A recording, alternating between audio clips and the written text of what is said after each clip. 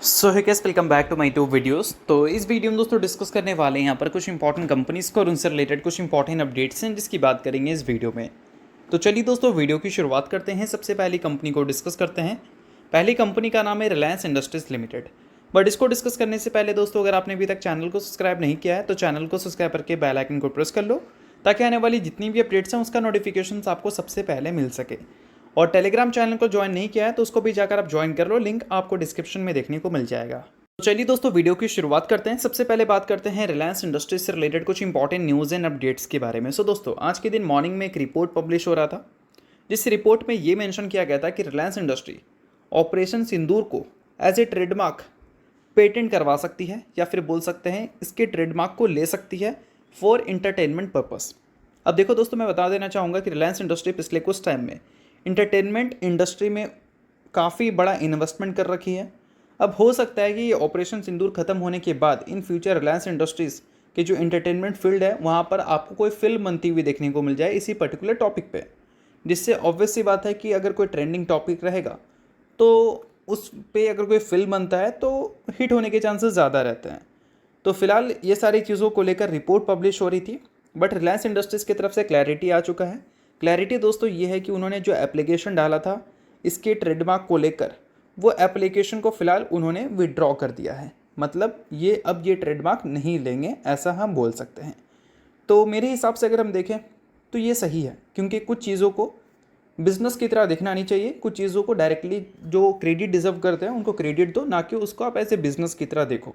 ठीक है, तो मेरे हिसाब से सही है। बाकी आप अपना ओपिनियन कॉमेंट में बता सकते हैं। अब इन सारी चीज़ों के बाद दोस्तों और भी कुछ अपडेट्स हैं जिसकी बात कर लेते हैं। तो देखो अपडेट यहाँ पर यह है कि मार्च के महीने का डेटा आ चुका है हमारी टेलीकम्युनिकेशन इंडस्ट्री का, जिसमें वंस अगेन जियो आपको लीड करती हुई दिख रही है। एयरटेल के भी सब्सक्राइबर आपको गेन होते हुए देखने को मिले हैं और उसके अलावा जब हम बात करते हैं वोडाफोन आइडिया के तो उनके सब्सक्राइबर में कोई तेज़ी तो हमें देखने को नहीं मिली है, वहाँ पर हमें थोड़ी स्टडी वाली परफॉर्मेंस देखने को मिली है। अब देखा जाए तो जियो ने काफ़ी अच्छा काम किया है। मार्च के महीने में काफ़ी अच्छे सब्सक्राइबर उनको मिले हैं। उसके अलावा अगर हम भारतीय एयरटेल की बात करें तो उनको भी काफ़ी अच्छे मिले हैं। बट जियो को अच्छा खासा ज़्यादा इसलिए मिल रखा है क्योंकि दोस्तों अभी आप सभी को पता है कि मार्च के महीने से हमें आईपीएल देखने को मिली है और आईपीएल किसके प्लेटफॉर्म में आता है तो रिलायंस के प्लेटफॉर्म में आता है। और आप सभी को पता होनी चाहिए कि आईपीएल की जब हम बात करते हैं यानी कि जियो प्लस हॉटस्टार की बात जब हम करते हैं तो उसके अगर आप सब्सक्रिप्शन लेना चाहते हैं तो जियो के कुछ प्लान्स पे आपको उसका सब्सक्रिप्शन 90 डेज़ के लिए बिल्कुल फ्री ऑफ कॉस्ट मिल जाता है। तो उन सारी चीज़ों को देखते हुए हो सकता है कि रिलायंस इंडस्ट्रीज़ के जो सब्सिडरी है जियो उसको इससे एक अच्छा सब्सक्राइबर बूस्ट मिलता हुआ दिख रहा है। और ओवरऑल अगर बिजनेस पर्पज़ से देखें तो ये न्यूज़ को हम पॉजिटिव कंसिडर ज़रूर कर सकते हैं। सो अब दोस्तों वीडियो में आगे बढ़ने से पहले बात कर लेते हैं मेरे टेलीग्राम चैनल के बारे में, जिसको अगर आपने अभी तक ज्वाइन नहीं किया है तो उसका लिंक आपको डिस्क्रिप्शन में देखने को मिल जाएगा। लिंक के थ्रू जाकर चैनल को ज्वाइन कर लो। ज्वाइन करने का दोस्तों सबसे बड़ा बेनिफिट ये है कि हमारा चैनल टाइप किया है SEBI registered research analyst mister Kulneet Singh के साथ, जिसका रजिस्ट्रेशन नंबर आप यहाँ पर नोट कर सकते हैं। अब चैनल को ज्वाइन करते हैं तो इनकी जो काफ़ी सारी एक्टिविटीज़ हैं आपको इस चैनल पे देखने को मिलती है, जिसमें ये आपको चार्ट्स वगैरह शेयर करते हैं जिससे आपको आइडिया लगता है। और उसके अलावा दोस्तों काफ़ी सारी कॉल्स एंड अपडेट्स भी आपको यहाँ पर मिलता है बिल्कुल फ्री ऑफ कॉस्ट। तो इन सारी चीज़ों का बेनिफिट आप ले सकते हैं। अभी रिसेंटली काफ़ी सारी कंपनी का चार्ट्स वगैरह इन्होंने अपडेट किया था जिसको आप चाहो तो चेकआउट कर सकते हो। और इसके अलावा काफ़ी सारी कंपनी का कॉल्स वगैरह भी इन्होंने दिया था जिसको भी आप चाहो तो चेकआउट वगैरह कर सकते हो। तो लिंक आपको डिस्क्रिप्शन में देखने को मिल जाएगा। लिंक के थ्रू जाकर चैनल को ज्वाइन करो, सभी चीज़ें आपको बिल्कुल फ्री ऑफ कॉस्ट यहाँ पर मिलती हैं।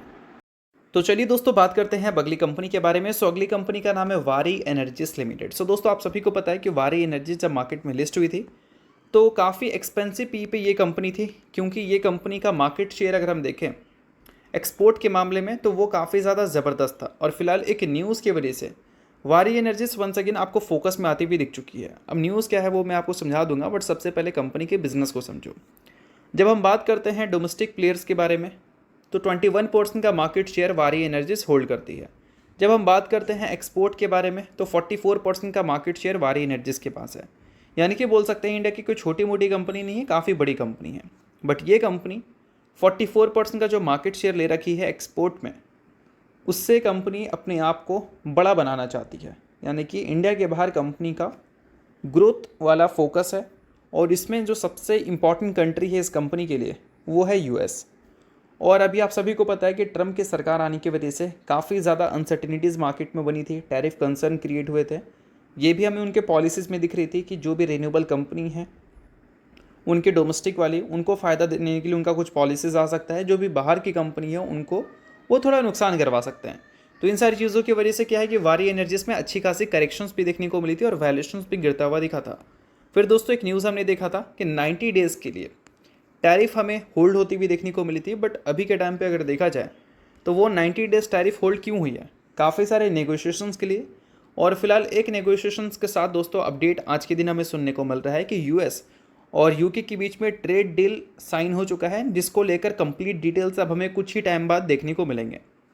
अब यूएस और यूके के बीच में जो ट्रेड एग्रीमेंट साइन हुआ है उससे वारी एनर्जीज को कोई फ़ायदा नहीं होने वाला है, बट इससे एक चीज़ हमें ज़रूर पता चलता है कि अगर यूएस और यूके के बीच में हो चुका है तो आने वाले कल में यूएस का और भी काफ़ी सारी कंट्री के बीच में ट्रेड एग्रीमेंट देखने को मिल सकता है, जिसमें वो इंडिया के साथ भी साइन करते हुए नज़र आ सकते हैं। और अभी इंडिया और यूके के बीच में भी ट्रेड एग्रीमेंट साइन हुआ था। जो भी कार्स इंडिया से यूके में जाएगी वो बिल्कुल फ्री ऑफ कॉस्ट टैरिफ के मामले में रहेगी, और जो यूके से कार आएगी उस पर भी इंडिया कम टैरिफ लगाने वाली है। तो ये जो एग्रीमेंट है वो अभी आपको और भी सुनने को मिलेंगी, यूएस इंडिया का, इंडिया यूएस का, या फिर बोल सकते हैं यूएस यूरोप का। ऐसे बहुत सारी अपडेट्स आपको देखने को मिलेंगे। तो इन सारी अपडेट्स की वजह से वो सारी कंपनी फोकस में रहेगी जो कंपनी एक्सपोर्ट पे काफ़ी ज़्यादा डिपेंडेंट है, या फिर एक्सपोर्ट पे वो एक अच्छा रेवेन्यू जनरेट करना चाहती है। अब वारी एनर्जीज का जो एक्सपोर्ट का नंबर है वो 57% है, तो फ्यूचर में ये नंबर को वो बढ़ाना चाहती है या फिर इसी नंबर को डोमिनेट करना चाहती है पूरे ऑल ओवर इंडिया में। और पिछले कुछ टाइम में जो वैल्यूशंस आपको करेक्ट होता हुआ देखने को मिला था, अगर एग्रीमेंट कुछ पॉजिटिव आती है इंडिया और यूएस के बीच का, तो हो सकता है कि आपको वैल्यूशंस ऑन ट्रैक पहले की तरह आता हुआ देखने को मिल जाए। तो चलिए अब डिस्कस करते हैं अगली कंपनी को, जिसका नाम है दोस्तों बजाज फाइनेंस लिमिटेड। अब दोस्तों कल के दिन एक रिपोर्ट हमें देखने को मिला था जेपी मॉर्गन की तरफ से, जिसमें उन्होंने ये बताया था कि फेड रेट कट हमें 2026 में ही करती हुई नज़र आ सकती है, क्योंकि रेसेशन का रिस्क है इस साल के एंड तक। अब ऐसा उन्होंने क्यों कहा था? क्योंकि अभी जो फेडरल रिजर्व के आउटकम्स हमें देखने को मिले थे वहाँ पर उन्होंने रेट अनचेंज रखा था, क्योंकि उन्होंने बताया था स्टैगफ्लेशन रिस्क है। स्टैगफ्लेशन का मतलब ये होता है कि जब इन्फ्लेशन बढ़ता है यानी कि महंगाई बढ़ती है और अनएम्प्लॉयमेंट रेट भी बढ़ती है, तो उसको हम बोलते हैं स्टैगफ्लेशन। और ये जो कंसर्न है ये कहीं से भी देखा जाए तो पॉजिटिव नहीं है, नेगेटिव भी नहीं है, बहुत ज़्यादा नेगेटिव है। और ट्रंप ने काफ़ी ज़्यादा प्रेशर दिया भी था जेरोम पॉवेल के ऊपर कि आप रेट कट करो, बट उन्होंने नहीं किया, स्टेडी रखा। और जेपी मॉर्गन की तरफ से ये अपडेट देखने को मिला कि फेड 2026 में ही रेट कट करती हुई नजर आएगी, क्योंकि रेसेशन का रिस्क है इस साल के एंड तक। अब देखो दोस्तों, अगर बात करें यूएस के जीडीपी डेटा का, तो Q4 का वो ऑलरेडी नेगेटिव रिपोर्ट कर चुके हैं, नेगेटिव 0.3%। तो इससे क्या है कि काफ़ी सारे लोगों के बीच में ये खलबली मची कि फेड ने रेट अनचेंज रखा है, तो क्या आरबीआई भी रेट अनचेंज रखेगी? और आरबीआई अगर रेट अनचेंज रखेगी तो इससे क्या है कि बजाज फाइनेंस और जो भी बैंक्स हैं उनको प्रॉब्लम हो सकती है, क्योंकि उनके लोन्स मैटर करते हैं, और लोन्स ज़्यादा तब मैटर करते हैं जब बोल सकते हैं रेट ऊपर रहे। रेट अगर इंटरेस्ट रेट अगर महंगा रहता है तो उस केस में क्या है कि लोन्स काफ़ी महंगे हो जाते हैं, तो उस केस में क्या है कि इनके वॉल्यूम्स जो हैं लोन्स के वो गिर जाते हैं। और रेट कट जब ज़्यादा हो जाता है और इंटरेस्ट रेट कम होती है तो इनके लोन ज़्यादा होते हैं, और उस केस में क्या है रेवेन्यू एंड प्रॉफिट भी ज़्यादा रहते हैं। तो इन सारी चीज़ों की वजह से बातें चल रही थी कि हो सकता है कि आरबीआई भी आपको रेट करते हुए नजर ना आए, क्योंकि फेड ने तो रेट अनचेंज रखा है स्टैगफ्लेशन रिस्क की वजह से। बट दोस्तों फिलहाल एसबीआई रिसर्च रिपोर्ट की तरफ से एक डेटा सुनने को मिला है हमें, जिसमें मेंशन है कि आरबीआई रेट कट करती हुई नजर आ सकती है 2026 के फाइनेंशियल ईयर में 125 बेसिस पॉइंट से, यानी कि 1.25% से। अगर ये 1.25% से कर देते हैं तो इससे हमारे बैंक्स के लिए, एनबीएफसीज के लिए काफ़ी ज़बरदस्त बोल सकते हैं बिजनेस में एक बूस्ट लाने का काम हो सकता है। और इन सारी चीज़ों के बीच में बजाज फाइनेंस ने जो 1:10 के रेशियो में बोनस स्प्लिट की अनाउंसमेंट की है, उसका भी फ़ायदा बजाज फाइनेंस के वॉल्यूम्स को देखने को मिल सकता है। 4:1 के रेशियो में इसने बोनस अनाउंस की है और 1:2 के रेशियो में कंपनी ने स्प्लिट की अनाउंसमेंट की है। तो दोनों को अगर इंक्लूड कर दोगे तो एक के बदले कंपनी आपको 10 इक्विटी शेयर देगी। सो अगर आप इस कंपनी के इन्वेस्टर हैं तो ये न्यूज़ आपके लिए इंपॉर्टेंट है, और मार्केट में जो भी बैंक से रिलेटेड एनबीएफसी से रिलेटेड अपडेट है वो भी मैटर करेंगे। तो दोस्तों ये सारी अपडेट्स को चाहो तो आप नोट कर सकते हैं, और शेयर होल्डर नहीं है तो आप इग्नोर भी कर सकते हैं। तो दोस्तों ये वीडियो यहीं तक था। आप करता हूँ वीडियो आपको अच्छा लगा होगा, इंशाल्लाह लाइक कीजिए, परिवार सब्सक्राइब कीजिए। वीडियो के लिए बहुत बहुत शुक्रिया।